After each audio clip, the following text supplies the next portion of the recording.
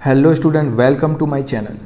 देखो, बिल्कुल सही पढ़ा है आपने। इजराइल में बहुत टेंशन का माहौल है अभी, और इजराइल के अगेंस्ट बहुत मैसिव प्रोटेस्ट हो रहे हैं वर्ल्ड वाइड, ठीक है, खासकर इस्लामिक वर्ल्ड में, जो मुस्लिम कंट्रीज़ हैं उनमें। और यूएन का भी कुछ हाथ है क्या इसमें? 1947 में ऐसा क्या हुआ था?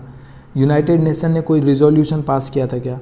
वो सब कुछ हम पढ़ेंगे, सारे टॉपिक्स हम देखेंगे बहुत ही ब्रीफ में, ठीक है। तो चलिए स्टार्ट करते हैं।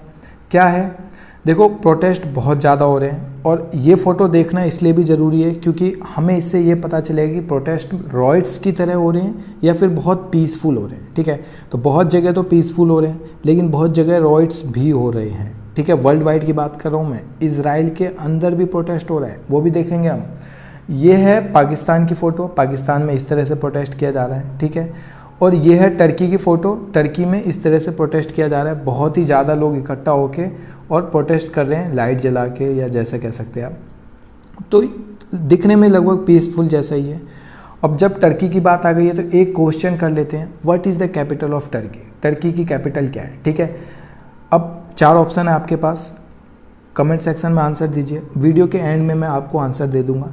विदाउट गूगल आप आंसर दीजिए। देखो, सही होगा गलत होगा आप अटैम्प्ट करो, ठीक है। अटैम्प्ट करने में कुछ नहीं जाता, अटैम्प्ट करो आप, ठीक है। अब एक बारी देख लेते हैं कि क्या इजराइल में प्रोटेस्ट हो रहा है। बिल्कुल हो रहा है। इजराइल का एक शहर है, बहुत इंपॉर्टेंट सिटी है, लोड करके, LOD। अब इसमें बहुत ही प्रोटेस्ट हो रहा है, ठीक है ना। देख रहे हो आप, गाड़ियाँ जलाई जा रही है, कार जलाए जा रहे हैं, पुलिस वालों पे पथराव किया जा रहा है, और बहुत सारे लोग मिलके एक मैसिव प्रोटेस्ट कर रहे हैं। और कैजुअलिटीज़ बहुत है इसमें, क्योंकि इतनी आग जल रही है, इतना ज़्यादा हिंसक रूप ले रखा है इस प्रोटेस्ट ने कि बहुत सारे लोगों की जान भी गई है और बहुत सारे इसमें घायल हुए हैं, ठीक है। और पुलिस वाले भी घायल हुए हैं क्योंकि पुलिस वालों पे पत्थर चलाया जा रहा है बहुत ज़्यादा।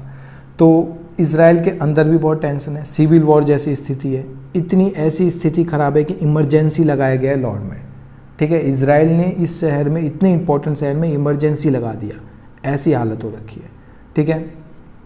अब इजराइल के बारे में कुछ और जानने से पहले एक बार इसकी लोकेशन जान लेते हैं कि लोकेशन कहाँ पे एक्चुअली में ये इजराइल एग्जिस्ट करता है, और आसपास में कौन है, इसके नेबर कंट्रीज़ कौन है। अब देखो, ये तो मेडिटेरेनियन सी है, ठीक है। ये है डेथ सी कह सकते हैं आप इसको, ठीक है। अब यहाँ से एक रिवर जाती है जिसका नाम है जॉर्डन रिवर, ठीक है। ये है इजिप्ट साउथ वेस्ट में, ये ईस्ट में है जॉर्डन, उसके भी ईस्ट में है सऊदी अरेबिया, इराक, सीरिया, और सबसे नॉर्थ में है लेबनान, ठीक है। सबसे पहले होता है पार्टीशन। जोइस थोड़े से प्रोटेस्ट करते हैं, बदले में इनको थोड़ी जगह भी मिलती है रहने के लिए। पहले तो जोइस के लिए बहुत हालत ख़राब थी, इनको मर्डर कर दिया जाता था, लेकिन बाद में इनको थोड़ी जगह मिली। यूएन तक बात चली गई, यूएन उस टाइम बनाई था, यूएन तक बात चली गई। 1947 में यूएन ने एक रिजोल्यूशन पास करा। उसमें क्या था कि पहले तो ऐसा था कि ग्रीन कलर में पैलेस्टीनियंस रहते थे और वाइट कलर में जोइस रहते थे, लेकिन 1947 के रिजोल्यूशन के बाद इक्वल डिवीज़न ऑफ लैंड होता है जोइस और पैलेस्टीनियन अरब्स के बीच में। अब ग्रीन वाले जितने भी आप देख रहे हो ना, ये सेकंड वाले में, ये सब पैलेस्टीनियंस की जगह है, और वाइट वाले इजराइल को मिल गया जहाँ पे जोइस रहेंगे, ठीक है। लेकिन ये एक येलो कलर का क्या है, ये है जेरूसलम। जेरूसलम पे इंटरनेशनल कंट्रोल है, ना ये पैलेस्टीनियंस को मिलेगा ना ये इजराइलियन को मिलेगा, इस पे इंटरनेशनल कंट्रोल रहेगा, ठीक है। ये पास हुआ था रिजोल्यूशन में। लेकिन हुआ क्या, 1948 में, जस्ट 1 साल बाद, पूरे मुस्लिम वर्ल्ड ने मिल के इजराइल पर हमला किया, ठीक है, अटैक किया। पूरे मुस्लिम वर्ल्ड मिल के, इजिप्ट, ट्रांस जॉर्डन, देखो जॉर्डन का नाम पहले ट्रांस जॉर्डन था, तो कंफ्यूज मत होना बिल्कुल भी, ठीक है। नाम चेंज है बस, जगह पूरी सेम है। Transjordan, Lebanon, Iraq, Syria, जितने भी इसके पड़ोसी मुल्क थे ना, सब ने मिलके इस पे अटैक किया इजराइल पे, और इजराइल ने जीता। ये इन सब के एक होने के बावजूद इजराइल जीता है, ठीक है। और जितना आपको दिख रहा है ना, ये सिर्फ उतने ही कंट्री नहीं थे इजराइल के अगेंस्ट, ये तो सामने से थे, पीठ पीछे सब अगेंस्ट थे, ठीक है ना। सब ने हेल्प भेजी थी बाकी कंट्रीज़ को कि इजराइल को आप हराओ, ठीक है। अब टेंशन होती है इतनी ज़्यादा। अब इसमें इजराइल जीत लेता है, ये वॉर जीत लेता है। अब जीत के होता क्या है, इजराइल अपनी बाउंड्रीज़ को एक्सटेंड करता है, अपनी जगह बढ़ाता है, ठीक है, लैंड एक्वायर करता है। अब हुआ क्या, जेरूसलम का तो अभी पार्ट हुआ ही नहीं था, ये तो इंटरनेशनल था 1947 में, बट 1948 के इस अरब इजरायली वॉर के बाद जेरूसलम के दो पार्ट हो जाते हैं, एक वेस्ट और एक ईस्ट। ईस्ट वाले में मुस्लिम रहते हैं ज़्यादा, ठीक है, और वेस्ट वाले में जूइश रहते हैं ज़्यादा। तो वेस्ट का जो पार्ट था जूइश वाला, वो इजराइल ने अपने कब्जे में ले लिया। ईस्ट वाला अभी भी जॉर्डन के कब्जे में है, ठीक है, ईस्ट वाला जॉर्डन के कब्जे में, वेस्ट वाला जूइश ने अपने कब्जे में ले लिया, इजराइल ने अपने कब्जे में ले लिया, ठीक है। अब ये कुछ हो गया ऐसा, ये कुछ ऐसा हो गया, क्यों? क्योंकि 1947 में ऐसा था, 1948 के वॉर के बाद बहुत सारा लैंड एक्वायर किया गया। ये जो देख रहे हैं आप ऊपर, ये ग्रीन वाला, ये ऊपर ग्रीन, ये ग्रीन भी इजराइल ने अपने अंदर ले लिया। ये गाज़ा स्ट्रिप इतनी थी, अब सिर्फ इतनी बची है, और ये पूरा ग्रीन एरिया देख रहे हो, अब सिर्फ इतना बचा है, इसमें से भी एक्वायर किया है, ठीक है। तो बहुत सारी चीज़ें एक्वायर करी, बीच में भी बहुत वॉर हुए, ऐसे बहुत अटैक किए गए। 1967 में एक अटैक और होता है, 6 डे वॉर करके नाम है इसका, बहुत ही इंपॉर्टेंट अटैक है। क्यों? क्योंकि इजराइल के हिस्ट्री में ये शायद सबसे इम्पोर्टेंट अटैक है। क्यों? क्योंकि 6 दिन में इजराइल ने ये वॉर जीत ली थी, तब जब पूरा मुस्लिम वर्ल्ड एक तरफ था और इजराइल एक तरफ था। इजिप्ट, जॉर्डन और सीरिया, ये तीनों तो खुलेआम एक तरफ थे, ठीक है।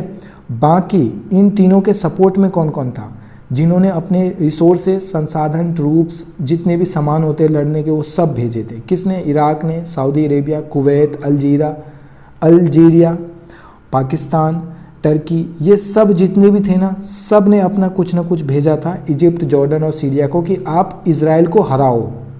लेकिन यहाँ पर भी वही चीज़ हुआ, 6 दिन के अंदर इजराइल ने ये सारा वॉर जीत लिया, ठीक है। ये बिल्कुल ना मानने वाली बात है, लेकिन हुआ था ऐसा, सब मिलके लड़े, फिर भी इजराइल को नहीं हरा पाए।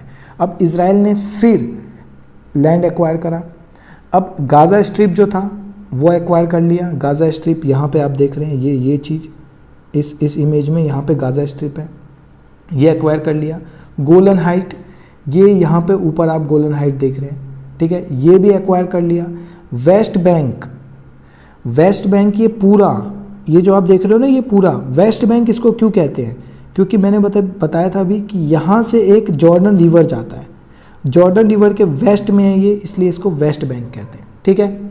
अब वेस्ट बैंक पूरा एक्वायर कर लिया लगभग किसने? इजराइल ने, ठीक है। एक चीज़ और, वेस्ट जेरूसलम तो पहले ही एक्वायर कर लिया था, अब की ईस्ट जेरूसलम भी एक्वायर कर लिया। अब वेस्ट वाला और ईस्ट वाला पूरा जेरूसलम किसके पास है? इजराइल के पास है। अब इजराइल ने क्या करा, जेरूसलम को ईस्ट वेस्ट ना करके पूरा जेरूसलम का अब यूनिफिकेशन कर दिया, पूरा जेरूसलम को एक बना दिया, ठीक है। अब पूरा जेरूसलम एक है, ना ईस्ट ना वेस्ट, कुछ नहीं, सब एक। अब जेरूसलम इतना इंपॉर्टेंट सिटी क्यों है? बहुत ही ज़्यादा इंपॉर्टेंट सिटी है जेरूसलम। क्यों? क्योंकि यहाँ पे जूइश, मुस्लिम, क्रिश्चियन, इन सब के होली साइट्स हैं, ठीक है ना। होली साइट्स यानी धार्मिक स्थल। क्रिश्चियन के धार्मिक स्थल ये रहे। अब ये सारा का सारा एक बिल्कुल पास में है, ऐसा नहीं है कहीं कहीं और है, बिल्कुल पास में है।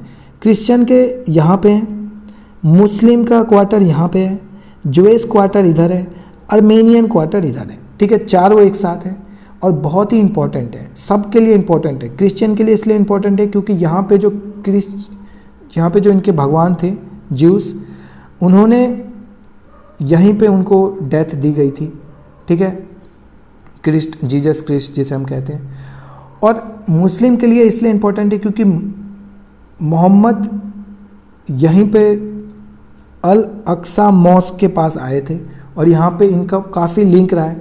तो मक्का और मदीना के बाद जो थर्ड प्लेस है, जो मुस्लिम के लिए थर्ड प्लेस है, जो सबसे इम्पॉर्टेंट है उनके लिए धार्मिक स्थल में, वो अल अक्सा मॉस्क है, ठीक है, यहाँ पे सिचुएटेड है, ठीक है। अब इतना इम्पॉर्टेंट सिटी है तो इज़राइल तो चाहेगा ही कि मैं इसको अपना बना लूँ, तो बना भी लिया इसने अपना।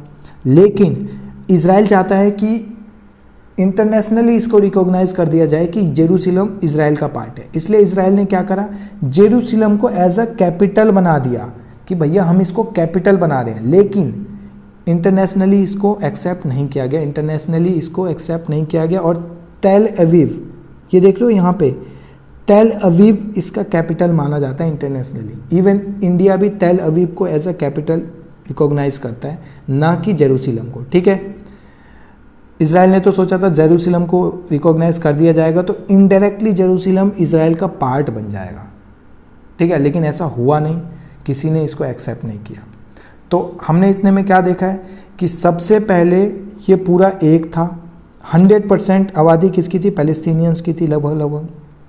1947 में पार्टीशन होता है, ये ग्रीन वाले सब पैलेस्टीनियन को मिलते हैं, वाइट वाले जेव्स को मिलते हैं जो कि इजराइल बनता है, और एक ये है जो इंटरनेशनल कंट्रोल में रहता है। ठीक है, अब 1967 में एक वॉर होती है, हालांकि 48 में ही वॉर हो गई थी जो कि ये हार गया था पैलेस्टीनियन, और यहाँ पे कब्जा हो गया था इजराइल का। 67 तक यही चला। 67 में फिर से एक वॉर होती है, 6 डे वॉर। 6 डे वॉर के बाद ये गाजा स्ट्रिप इतनी बची थी, अब सिर्फ इतनी बची है, और इतने बड़े में से अब सिर्फ इतना बचा है, वेस्ट बैंक।